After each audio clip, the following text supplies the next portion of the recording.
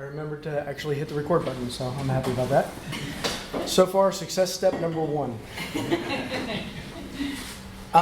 So welcome to Off on the Right Foot with Drupal. My name is James Camden, and I am a, well, that's interesting, I did not change the title of this. This is a who am I, not a who is this for.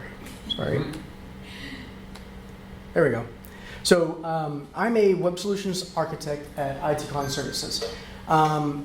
I started my technical journey in about 2009. I was a low voltage electrician, which is a really fancy way of saying I was a cable guy. I'm a cable guy. And I was laid off again about every other year, but I was laid off this time the same week my daughter was born. And that really kicked me into high gear about changing careers. And so I actually became a self-taught PHP developer. Within 3 months, had my first job in the industry, making not very much, but it was a start. And soon thereafter, in 2012, I was introduced to Drupal. I was hired on at a marketing agency, and they asked me, do you know Drupal? I said, it's kind of like WordPress, isn't it? And they said, And so I scooted off that weekend and taught myself Drupal in a weekend. I spun up a site, really, is all I did. But I got familiar with it, got an idea of what we're talking about, and called in on Monday and said, hey, I went ahead and spun up a Drupal site. Just thought you'd like to let the hiring manager know. And his response was, it's a no-brainer, hire him. I was like, okay. So they liked me apparently in the interview, but not having any Drupal experience at all, shifted fairly quickly for them. And since then, I've been working in government contracting agencies since about 2015. So I have trekked my way up from junior to mid-level to senior to now being a lead solutions architect. And it's a lot of fun. I actually really enjoy what I do.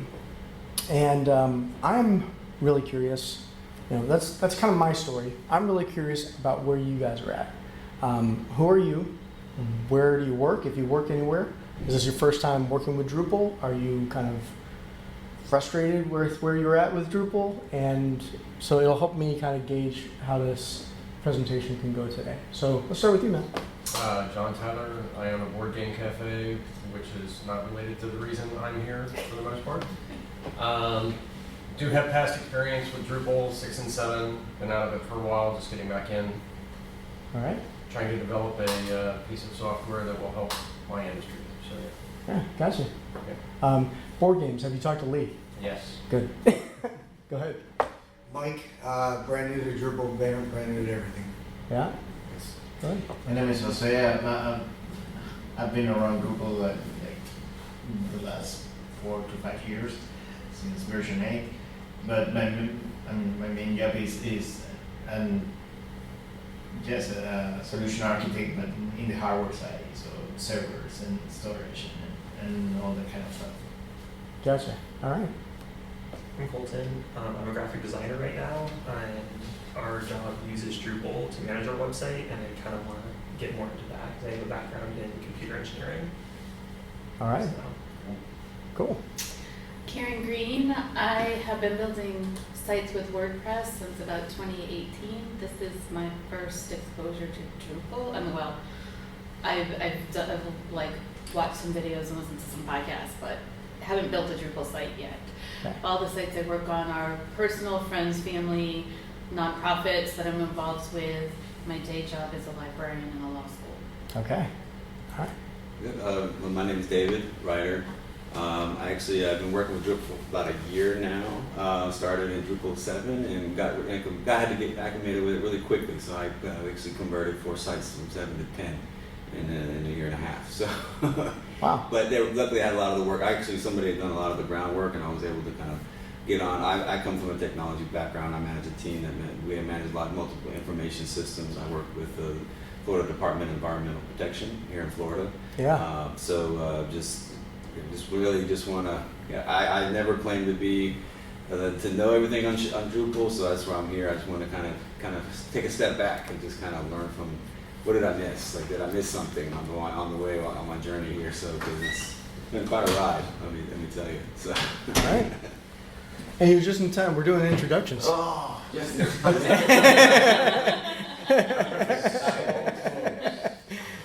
We're just kind of getting a basic idea of who you are, what you're here for, what you want to learn. Okay, my turn now? Yeah. Right now? Yeah, literally. No warm up. You go. Okay. Well, my name is Felipe. I'm from Uruguay. Regarding Drupal, I'm new to doing anything in Drupal. Okay. I'm a developer, but have not worked with Drupal specifically. Okay. So I do understand many things related to. And the idea of being here today with you, James, is to get the best of it and try to. To start with a great foot, with the best foot. Yep. All right. And Drupal project, yeah. Well, hopefully I can get you part of the way there, guys. So just an FYI. Well, I apparently have one more. So I work at ITCon Services. Like I mentioned before, I'm a web solutions architect, and we work mostly in Drupal and Drupal adjacent technologies. Although I think we have a .NET arm, and and Salesforce, and yeah, never mind. ITCon kind of covers quite a few bases there. But for more than a decade, our team has been doing IT services and solutions.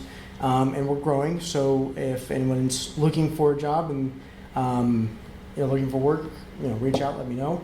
If you are in the public sector and you're a stakeholder and looking for IT solutions, talk to me. We do, like I said, everything from Drupal to Salesforce and everything in between. So,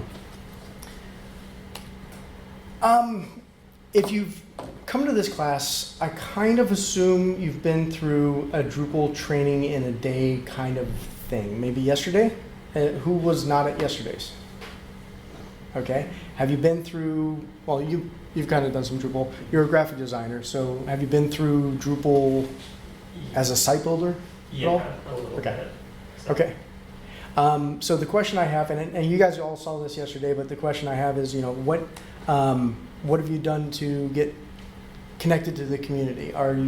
Have you connected on Drupal.org and created an account there? Have you joined the Drupal Slack, which is a great opportunity to pick people's brain in the community? And also, do you have a GitHub.com account? I'm assuming everybody here does, because it sounds like everybody was in yesterday's training, or you're fairly technical or have been exposed to this. So we'll get on.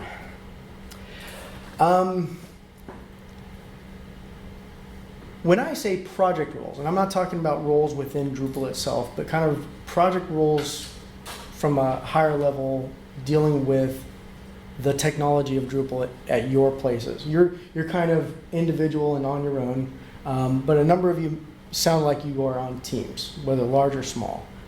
How do you see the divide as far as what roles there are in Drupal and what you do? I'm going to put you on the spot here. I manage my team. We have about 3 folks on our team. One, we have like a web manager, sort of the lead developer, kind of leading the charge, kind of looking at modules, like making sure things are staying up to date. They're sort of like a tier 3, essentially. Like somebody needs to.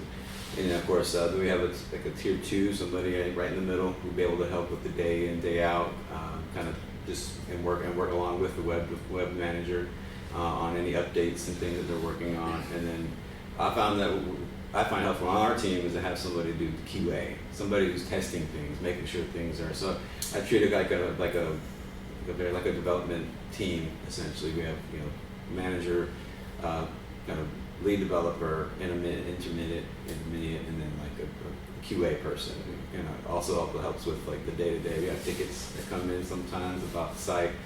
We run a content management system on Drupal for the whole agency. So it's.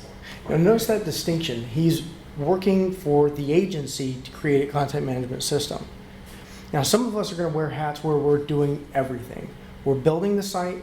We're maintaining the site, and that I mean from a coder's perspective. Like we're throwing things up on GitHub, and we're also working with the site. We're putting in content. We're deciding how this thing is going to look and spitting out the whole thing. So wearing multiple hats to wearing the hat that everybody looks to and says, it's your fault. Right? So out there in the wild, everybody kind of talks about it as being divided up as site builder, themer, and developer. But it never really truly works out like that. I mean, unless you've got a very large team where your themers are really themers and that's all they ever do, interesting. You know, that's. But here's kind of how I envision the roles, and it makes sense to go through this. So give me a second.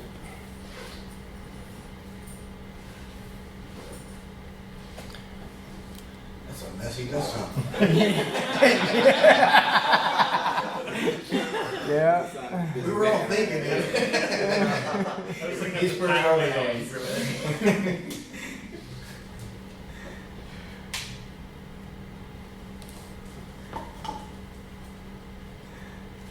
All right.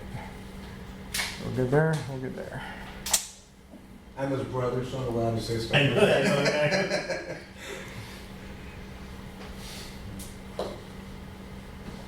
Let's see if this will play nicely. All right. So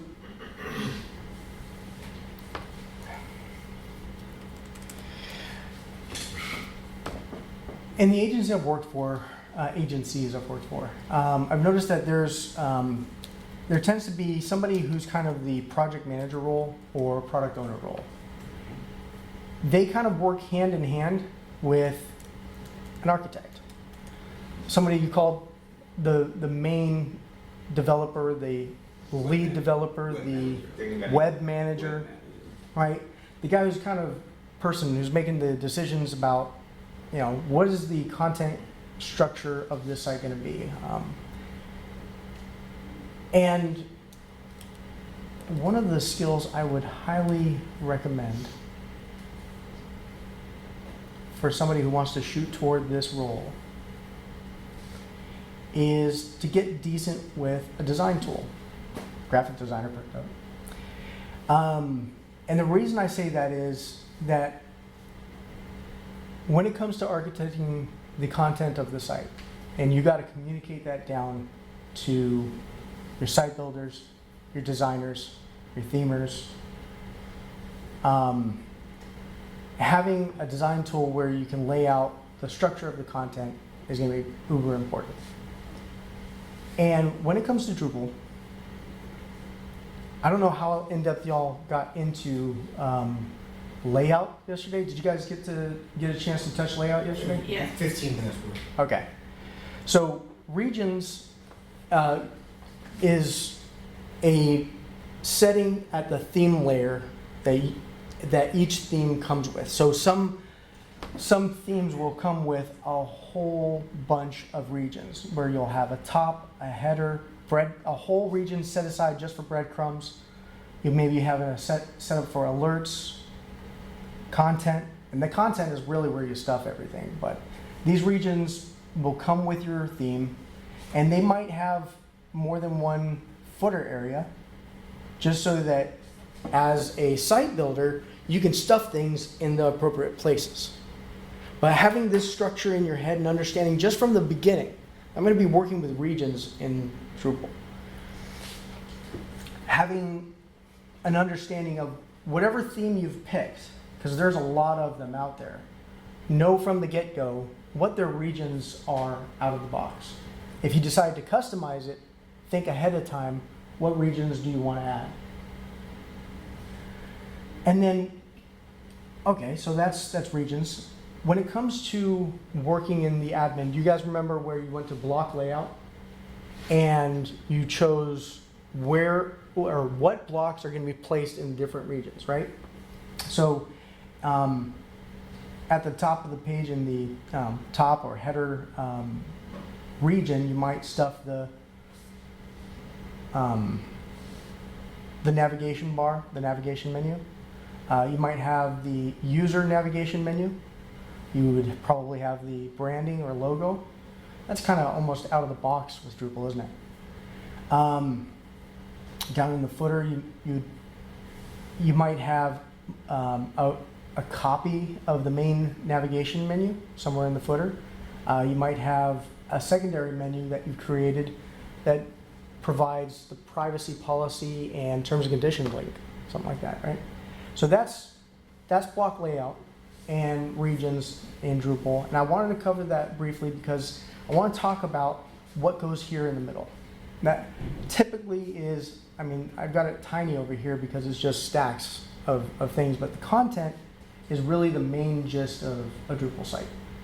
And understanding how you can think about structures of content and what goes in here is going to help you and your team members in the future. So from now on, as we kind of go forward, we're going to kind of assume a header and a footer are appropriately placed, and we're going to be thinking about what goes in the middle here.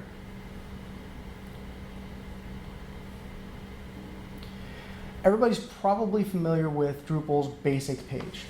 The basic page has a content editor field, the basic body field, that you put headers and paragraph tags in, and that's just about it. It's a wall of text kind of page. But I want you to think about that not as one of the available content types, but as a category of page. How often do you look at a website where it's just a wall of text?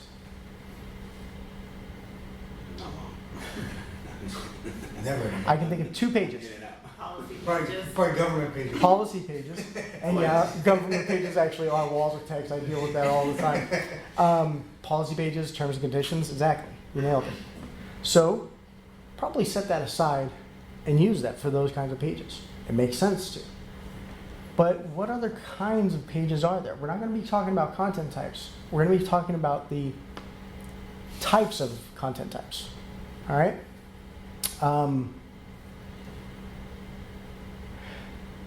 In marketing, you probably have landing pages.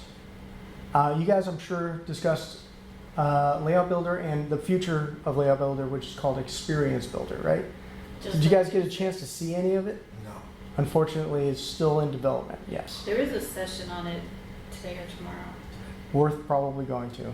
Unless there's something else that's calling out to you, like see what's coming in the future, because Experience Builder is building on top of a lot of experience that we've had as a community with paragraphs, Layout Builder, Display Suite from Drupal 7 and Drupal 6 days.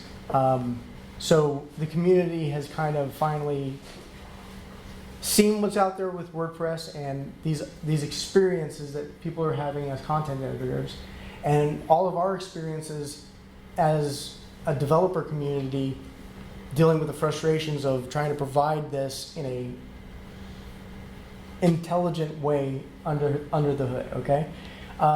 Has all culminated in Experience Builder, and I think it's going to be an amazing product or feature.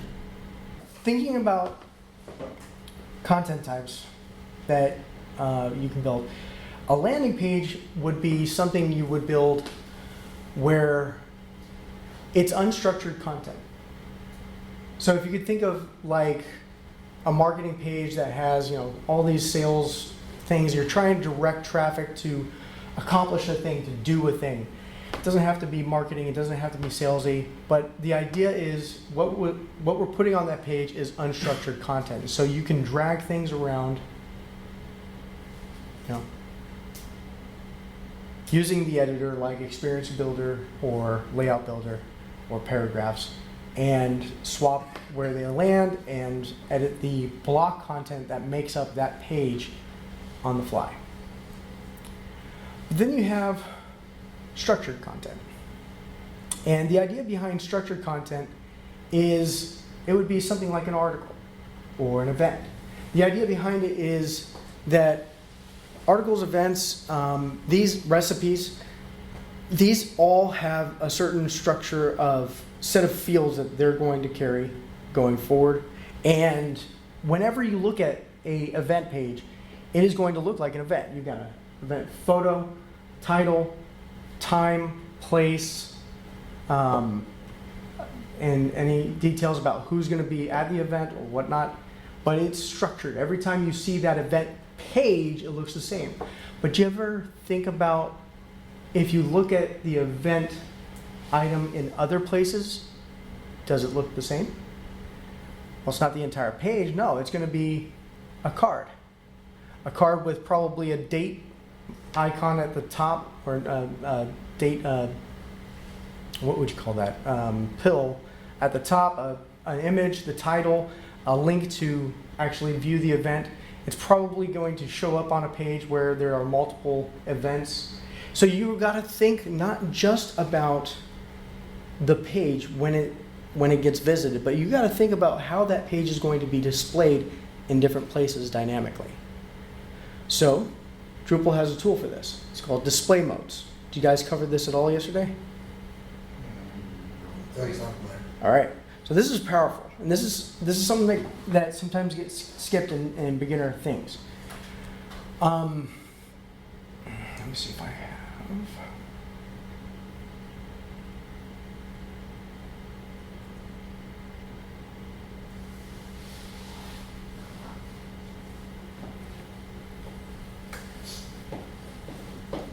While that's cooking. Another display mode you might think of is not just the card, but you also might think of what it looks like in search results. Imagine an event, every time it shows up in the search results, has the event icon, that little teardrop, upside down teardrop. Or if it's a recipe, it's got like a plate icon or something like that. And it distinguishes itself from other things that show up in search results. This is just one way to think about how a display mode can be powerfully used. So when you're thinking about your content structure, think about how it's going to be displayed in different places. Okay, so that's structured content. What's nice about structured content is everything about that thing, that event, that recipe, every field is well defined. There's a date, there's a title, there's a ingredients list, there's whatever. So that's the thing about structured content. Let me see. But sometimes a distinction I would make between landing pages or unstructured content, completely unstructured, versus structured content is that everything is a field here. This is the body field. These are images that are actually part of the body. These are maybe the article author, if we're looking at an article. These are related articles. But everything here is totally structured. Even the title of the page, the title of the event, the title of the recipe. It's all structured. But in unstructured content, generally, it's completely unstructured. You don't have anything about the landing page that either A, you don't want it to show up in search results. So if you have, and I mean search results within the site, not search results out there on Google. So you don't have anything about this that is capturing structured content that can be useful in a search result on the page or in the site. And so there's no display modes necessarily that might fit this because there's no fields to that content type. Does that make sense? So another thing to think about is maybe a hybrid. And the idea is that you would have the ability to use Layout Builder, Paragraphs, or Experience Builder, and drag and drop blocks throughout the page content, but behind the scenes, the editor has access to structured fields. In fact, on pages like this, you probably will display a title. Okay, but there could be other fields hidden, like a description field or other SEO-friendly metadata that could be made available to a hybrid kind of content type. So if I understand correctly, what you're saying is we're going to use the landing page just to get them to our content. And then once they get to our content, they're never getting back to that landing page, because we're going to direct them to more structured pages. Is that kind of the idea? Well, it's not that they're never going to see that. Fair enough, but it's not our intent to ever lead them back to the landing page, because the landing page is just to get them interested in our content via whatever it is we might be promoting or telling. But the idea is get them to the landing page and using the landing page to kind of Direct the them. rest of our content. Yeah. It's call to action mostly. In fact, landing pages, oftentimes they have one call to action, and that's it. If you were really extreme on it, and you were one of those extreme marketing gurus, you'd make the argument that it doesn't even have a header or a footer, because there's literally one call to action on that entire page, and you want them to take that action. So that is one way of looking at it and thinking about it, but it is not the only way. As a government website, for example, I'm not going to have those kinds of landing pages necessarily. I might, have a page dedicated to, helping somebody find the resources, the tools that our government agency offers, or something to that effect. And so it is going to be a landing page-esque kind of page, but all the links and all of the other options are still going to be visible. So we've covered basic, we've covered structured and landing, and the hybrid of structured and landing. Wanted to cover a couple of other things. So when it comes to a view, I would actually consider that to be, a view is like an application page. This isn't content that an editor goes in and modifies, unless you give them something around the view, like something above the view or below the view that they can go in and edit some small bit of text, explanatory text or something. Generally, a view is a list. Now, here's the interesting thing about views. And if you guys didn't cover display modes yesterday, pay attention to this. Views are lists of things. Now, those things can be fields. So if you say, give me a list of all the articles, and then you choose the format of that view to be such that it's going to give you the fields available in articles. That means title, body, maybe a summary instead, the tags associated with it. Okay, so now you've got those fields being spit out by the view, and your theme has to work with those fields. That's a lot to work with. What if somebody changes the fields that they choose to show or not show? Your theme has to be smart enough to deal with that at the field by field level. How are you going to really hone in on making this list look the way you want? What if you wanted a list of pictures or cards or featured events where each of these has the picture and the title strewn across the middle of it? What if you want that list to be a list of actual cards where you have the flag, the image, title, a summary? So then your theme has to be customized to be able to work with and manipulate the fields to spit that out. Screw that.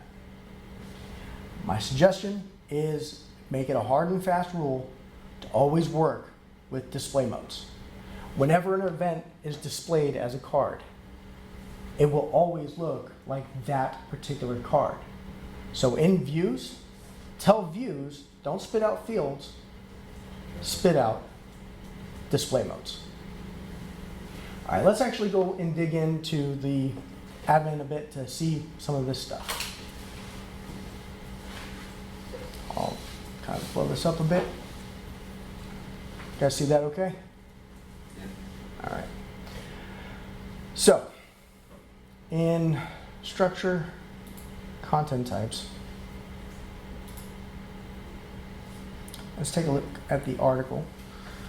And if we go in and manage display for article, this is a completely vanilla install of Drupal, by the way. Out of the box, it comes with a default display. This is the main page. This is the main way it's shown. It also comes with a teaser. And teaser could be used for like search results. So if we went to the homepage, if we had search enabled, and I searched for an article on Lamborghinis, and this article came up, it would use the fields that are enabled here. It looks like it's got image, body, tags, and links. Labels are hidden except for the tags, and it is summary or trimmed. So that kind of tells you what to expect for the teaser. But what if you wanted to provide cards? You would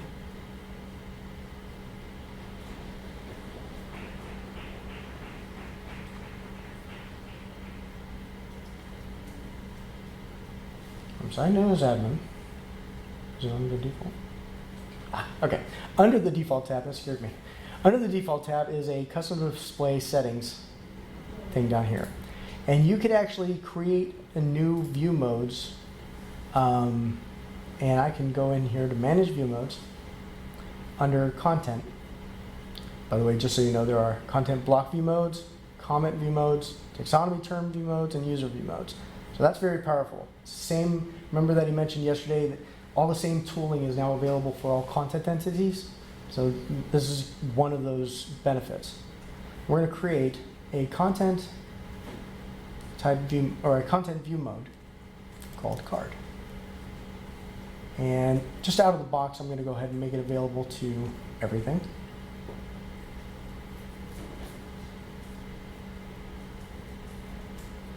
And so now, when I go back to content types, article, manage display, there's now a card display mode. And I can edit this to my liking. I can go ahead and disable the tags if I want. We have unsafe changes that do not go down below.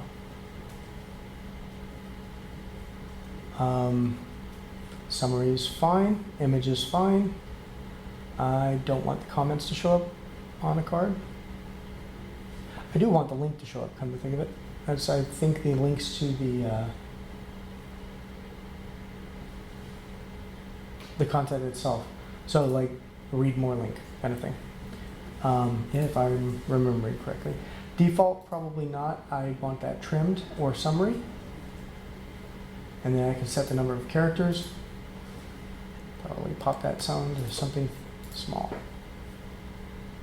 By the way, speaking of trimmed or summary, what that's talking about. If I go and edit an about page, for example, there's the summary field above the body field. It gets hidden. So keep that in mind, that it is hidden. I do recommend that when you have a content type that is going to take advantage of summary field, you make it a required field. Make sure that editors are placing in content that looks good, that fits the thing that they're trying to display, and go that route.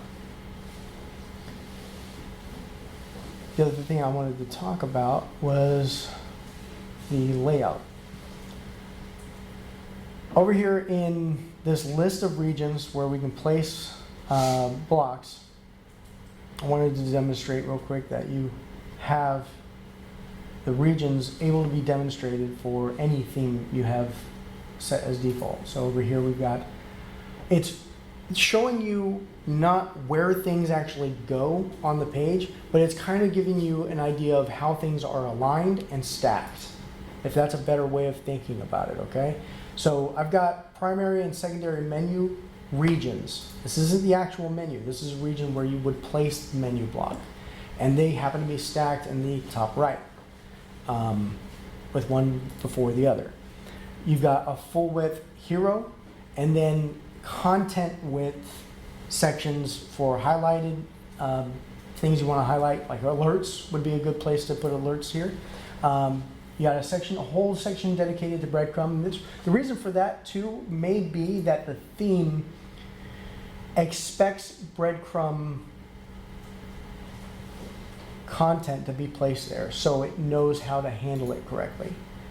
And then any special content above, you've got that lined up with the sidebar and then the actual content. Again, if the content above isn't filled with anything, it lines up with sidebar. So just ways to think about how regions are laid out. This one has 2 footers and a content below that also is full width. Like the, it's actually not 100% full width. That's interesting. So minor little things to pay attention to when you're looking at a theme that you don't have full customization chops to handle. Getting familiar with what the theme regions are. You can do that here.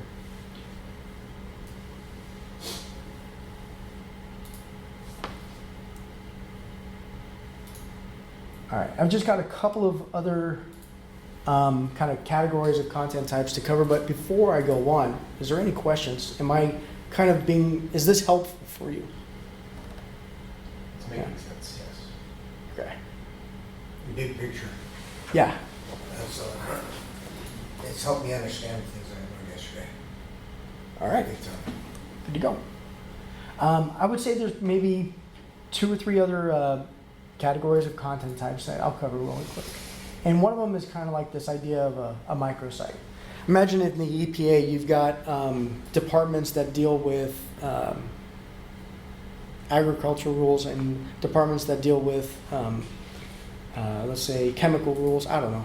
I'm just kind of making that up. But they are sections of the agency that have their own kind of website within the greater website. I would call that a microsite. They have their own menu. This team over here has a menu that has an About Us page and it has a here's our important links set up, but they're different and distinct from this department over here. Just slightly, but they each manage their own content, or at least whoever's managing the content wants to keep things distinct between the two. So I would call that kind of idea a microsite. And so you've got the general main header for the whole website at the top, but you also have this kind of secondary header that covers the secondary menu for that specific section, right? And again, the same idea of content applies, and how you structure that content for that department all applies. But generally, I just wanted to give you the possibility that there are ways to create microsites. And one of the probably more popular ways now would be using the group module. Just keep that in mind if that's something you're interested in doing. Groups actually has the ability to manage permissions per group. So let's say you had a soccer league and you're running the site for the soccer league where coaches and parents can all sign up and get content tracking the schedule and who's playing who, and coaches can interact with each other. Coaches can run their own content pages listing the activities and updates and pictures and whatever. Well, those are each coach has their own microsite essentially for the greater league website. Does that give you a really good idea of how these might work? So groups is a great module for that because you can give permissions to parents that to coaches that you don't give to parents. And you can give a head coach more permissions than his assistant coaches. And so it's really cool in that. Is that based on user roles? Well, everything in Drupal is based on access permissions. So there are permissions which are then assigned to roles, and groups does this special thing where there are group roles, and so each user has an assigned group role. Yeah, You can so. assign multiple ones too. Yes. So give them extended rights. And this is an example of a campaign page. And I think this is the distinction you were asking about earlier, Mike, that the landing page, when it's just to direct somebody to a call to action, I had forgotten that I had a category for that, and I called it a campaign page. It's completely unstructured, hides the header and footer. The only thing you can do on the site is the call to action.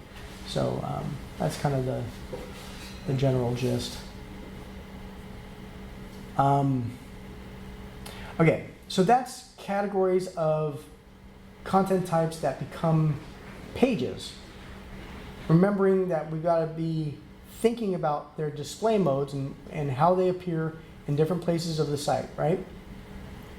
But what about types of content that aren't going to be entire pages? How about like testimonials or quotes from folks like Newton or Einstein?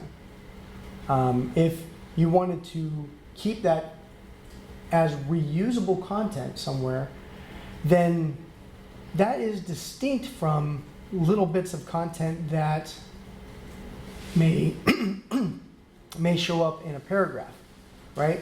This is a 3-column paragraph where the editor provided a picture, a title, picture, title, picture, title. This isn't reusable content, although we can create that. What this is, it was created just for this page and appears just on this page. But what about if we wanted to create reusable content? Well, there's a module for that. There's a few modules for that. But the general idea is like I could create a quote content type. But if I did that with a regular content type, that means somebody could visit the content of a quote. So they'd go to node/13 and land on that quote. So the tool for this, there's a couple.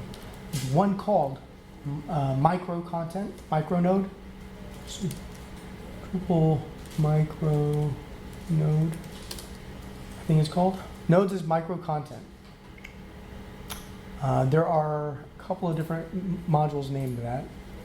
And I think there was another one called rabbit hole.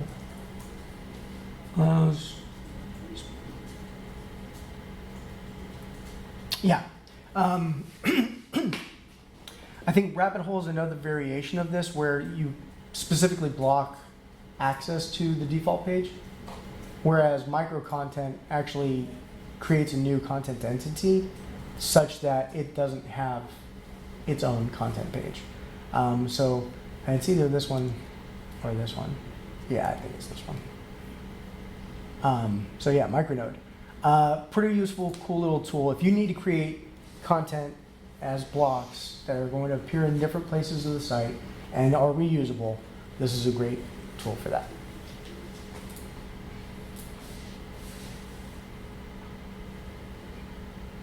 Let's see.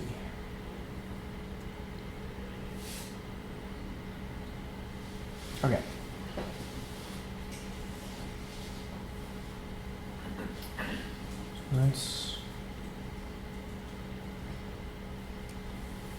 I'm moving over here. All right. So that is kind of the way the architect needs to be thinking about the site, and they're not only defining the content structure, but they're thinking about what fields are going to go where, what display modes are going to go where, what views we need to list the things. And so they're defining all this, and they might be handing this off in agreement with the product owner or project manager. They might be handing this off to a designer. Now that designer has the list of things that are expected to appear on the page when it's a list of events, recipes, and articles, and those events, recipes, and articles all have icons. They're thinking about and designing for the look and feel of that page with those things.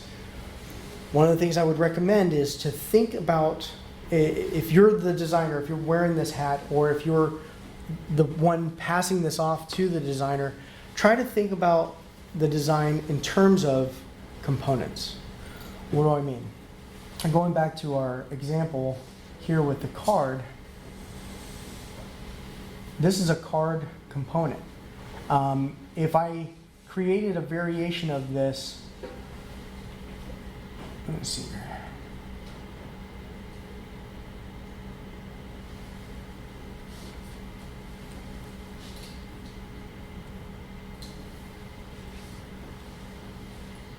You could think of these both as variations of a card component. One would probably be best for an article where the tag or the date shows up here in this pill form thing up here to the top right, the image, the title, the body, or it might be something you want to display in a flag component like this, but both of them are kind of like cards. But the idea is that when you talk with your designer, you're not trying to get him to just design pages like here's an about page, here's a events page, here's a soccer league page. Instead of thinking in terms of pages, think in terms of the components that make up the pages. And you can do this as both an engineer and a designer. And by doing that, you're preparing the way for some pretty cool stuff when it comes to the future of Drupal. And also, you're making sure that you're thinking about, okay, well, when it comes to being displayed as a card, what are the rules for this card? Like, am I going to allow 600 characters in the body summary thing? Or I'm going to allow 300 characters? Like, what's reasonable? Is it going to be always right aligned, left aligned, centered? Things of that nature.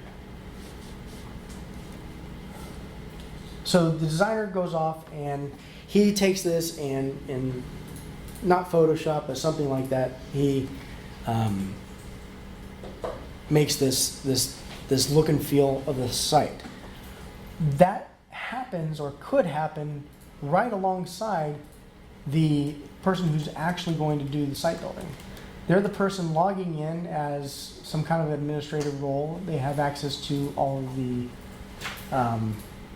administrative UI, and they are configuring the site, setting up the actual content types and where they're going to live. But this hasn't yet actually been implemented at the theme layer, and that's kind of the next step. In fact, I would actually say that if the architect has decided something that is going to require custom code, it might even be that the developer gets involved at this point.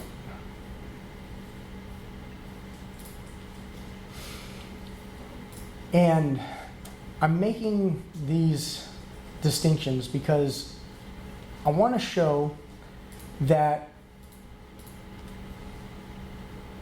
site builder, themer, developer isn't really a sufficient way to think about what all's involved in the process of coming up with a site. And that the work of the designer, site builder, and developer all culminate in what you are actually handing off to the themer, the front-end developer, the guy who's working with the twig and the things that are coming out from Drupal and being spit out and need to be customized for the look and feel of this site. So that's Usually, sorry, in what we do is what we call, what the designer gives out to the themer is a design system. Usually we call it that way. So yeah, they come up with, the designer usually gives us a Figma, with all the, like, I would say, the components. Okay, this is how an alert should look like. This is how post should look like. A generic landing should look like with these components, that they should have these limits of size, height, number of words, and I don't know, every detail possible. If it's an alert, it should go out of this amount of seconds, stuff like that. So after the designer has that well documented and defined on a Figma, we go to the rest and continue. No, you nailed it. And so actually what he talked about there was something called design systems. And it's, if you've ever seen a style guide for like McDonald's or Starbucks or whatnot, you'll notice that, or if you just think about their brand as a whole, you'll notice that McDonald's always has these colors. They always have this kind of wording when they have an ad. They always have the same fonts across all their ads, across any of their content that they generate. So that style guide is a set of rules that their marketers and developers and whoever does anything with their content, they have to follow those rules. So imagine a style guide for the Environmental Protection Agency. It's a style guide that the entire organization has to follow those rules when developing and publishing content. So that style guide can be developed in a way that is specific to Drupal, that's basically the theme, or it can be developed in a way that it's outside of Drupal and can be used by somebody working on a PowerPoint presentation all the way to somebody working on a Drupal website or a Next.js website or what have you. And so that style guide lives separately from it. Now that can add a bit of technical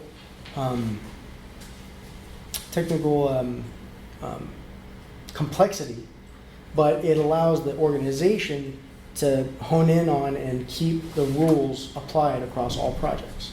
So a lot of what I'm covering here is for large organizations, fairly sizable teams, but I mean, how big is your team? 30. 30. There you go. So that's a pretty sizable team compared to 3-4 people. We've got a sizable team where I'm at too, and between the architects who build the product, the project managers for multiple products, we have designers who are both designer and themer, and then we have site builders. All architects do the site building as well as the kind of the customer support side of it, where we're spinning off hundreds of sites. There are site builders who work hand in hand with the customer for any customizations they need and training they need on actually adding content. So there's like a whole nother set of roles below this that deals with, the content editors, the people using the site or trying to publish content to the site. So large organizations can expand all of this fairly quickly. But like I said, you might be in a situation like this gentleman where you've got all the hats at all times. You want to simplify this. And so for that, and actually that's a good segue, I want to kind of cover some of the technologies that are available out there for people like us trying to kick off a site. And I'm not saying that Pantheon is the way to go, but I want to demonstrate some of what Pantheon brings to the table so that you are aware of the niceties that are out there. I will say this though, with the niceties comes cost. And that cost is either going to be you learning all the skills, picking up all of the necessary skills to wear all the hats. And if you want the automation, if you want the tests, if you want a workflow that protects production content, you're going to have to learn these skills. Or you can have it all somewhat handed to you, but when it comes to really nailing down some of the automations and tests and stuff like that, you're going to have to pay somebody to build that for you. So either case, labor's involved, education's involved. Let's see, what time was this supposed to be over? 10:30. The next session looks like till 11. Okay, do you guys want me to keep going? Because I was going to cover some bits about actually using Pantheon and seeing what it is to have a live dev and production site and what the flow for that is. And it's kind of an important piece. All right. I say go for it. All right. So,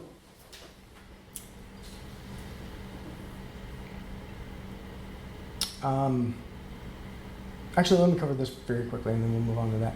So, your options for development are to have a remote development environment or a local development environment. And the reason I'm bringing this up is if you were in the training yesterday or if you've done anything where you've been shown Drupal and spun it up quickly, they probably used a product called Gitpod. And Gitpod is this neat tool that spins up a computer and allows you to interact with it through the browser.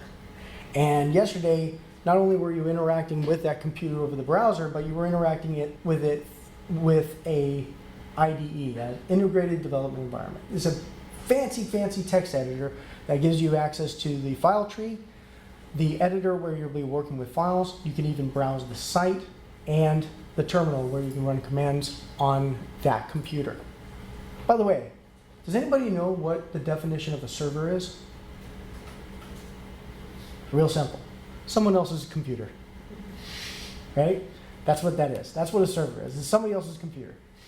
But I wanted to introduce to you a remote development environment that's up and coming called Drupal Forge. And this is opening up to the community a free option for us to be able to spin up these environments through the browser. It'll look just like this, where you have the IDE. And Drupal Forge will allow you to, if you want to get involved in contributing to code to a project, if you want to fix a module, if you want to spin up a module and see what that working with that module is like, you're not even going to do any code. You just want to work with that module. Drupal Forge is going to be a great thing for the community to do this, and that product is backed by, and it's open source, and it is free to use, and it is community driven, but it is backed by DevPanel. And the gentleman who runs and built DevPanel is here. His name's Sal, really great guy. DevPanel, I think of it as a competitor to what I'm about to show you, because not only does it have the ability to use your server, so if you've got a server somewhere that you're hosting your website, something other than Pantheon, DevPanel has the ability to take control of that and spin up a dev, a staging, and a production website for you. And it manages all of that using a cool stack of technologies. And then on top of that, gives you the ability to spin up from the browser a development environment and work with your code. So it's managing all of that automation for you. You just got to provide it a home to push and pull from, essentially. And so that's slightly different from the setup we'll have at Pantheon, but I do want to walk through this. Let's see. Is this?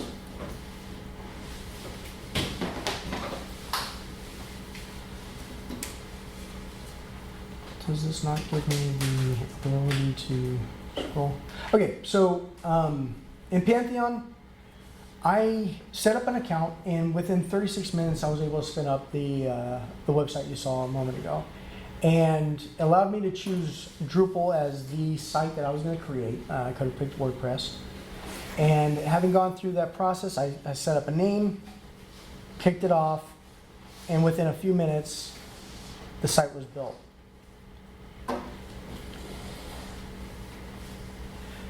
Right off the bat, it gave me a dev environment. And it was a working site. And all I had to do to move it to a test environment, a completely separate environment, was to actually initialize the test environment, which basically copied everything we have in dev to the test environment. And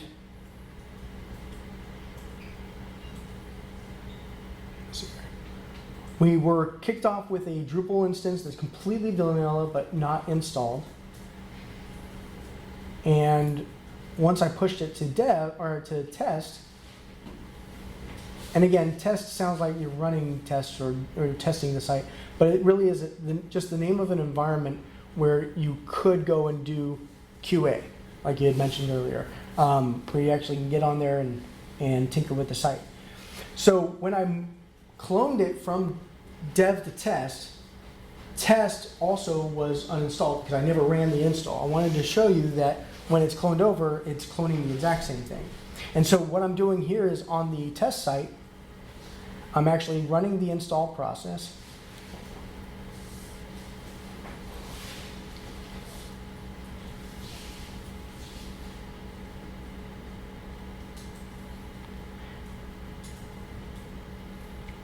and I've kicked off a new Drupal site.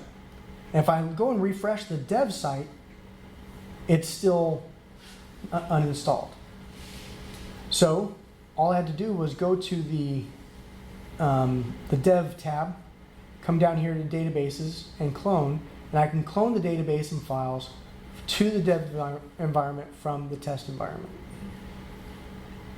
And having done so, dev is now an existing site. So I can click the view your existing site link and it's there.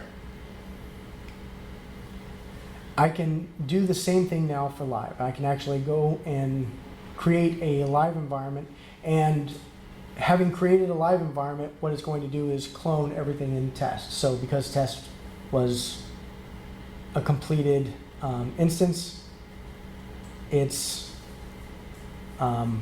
cloned from test to live, and so now live is good to go. So there is one thing I want to cover here that I'm going to let this play out, and that is that I'm on the live site. I'm creating content on the live site.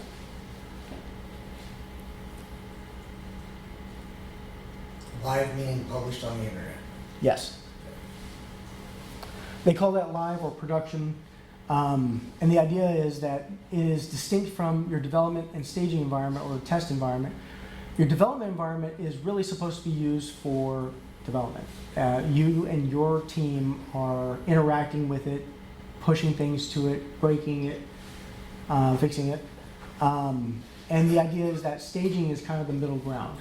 You want staging to be a place where, as you push changes, you pull the latest from live and you push the latest code to the staging environment, and you make sure everything's running as it's supposed to, and then you can move on to publishing to production. If anybody here, like you had mentioned, is coming from WordPress, the WordPress community has a habit of doing everything on production.